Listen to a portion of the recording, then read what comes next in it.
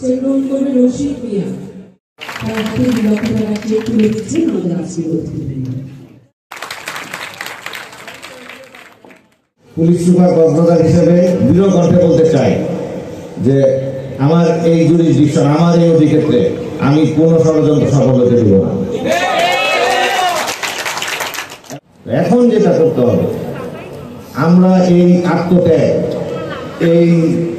আত্মত্যাগের বিনিময়ে, এত কষ্টের বিনিময়ে, এত রক্তের বিনিময়ে যে অর্জনটা আমরা করেছি, সেই অর্জনকে আমরা যত্ন করতে হবে। আমাদের সেই অর্জনকে প্রতি পদে পদে বাধাগ্রস্ত করার জন্য যে কালো হাত বারবার থাবা দেওয়ার চেষ্টা করছে, যে শকুন আমাদের আকাশে উড়ে বেড়াচ্ছে, আমাদের তাদেরকে প্রতিহত করতে হবে।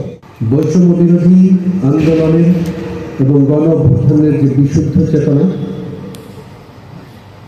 যে অপার শক্তি, এই শক্তিকে লালন করতে হবে।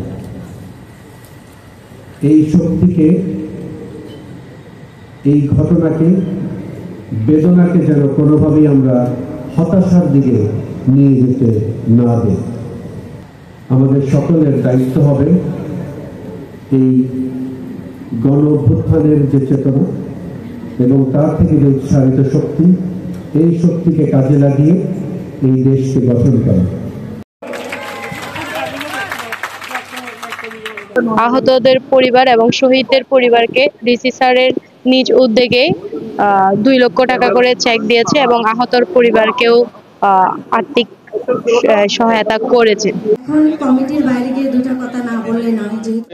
কক্সবাজার জেলা প্রশাসন কর্তৃক আয়োজিত জুলাই আগস্টের ছাত্র জনতার গণঅভ্যুত্থানে যে সকল কক্সবাজার জেলার যে সকল শহীদরা আজকে নিহত হয়েছেন, কক্সবাজার জেলার 4 জন শহীদ, 7 জন শহীদকে আজকে চেক দিয়ে 2 লক্ষ টাকা করে চেক দেওয়া হয়েছে এবং 12 জন আহত ব্যক্তিকে আজকে 20,000 টাকা করে চেক প্রদান করা হয়েছে। এবং আমি এটার জন্য এত সুন্দর একটি মহৎ উদ্যোগ, আজকে যে মহৎ একটি অনুষ্ঠান আয়োজন করেছেন, তার জন্য স্মরণ সভা আয়োজন করেছেন। আমি আজকে স্মরণ সভা থেকে আমি সেই সকল বীর রণাঙ্গনের শহীদদেরকে স্মরণ করছি এবং আল্লাহ পাক রব্বুল আলামিন যাতে তাদেরকে জান্নাতের সর্বোচ্চ মাকাম দান করে। এবং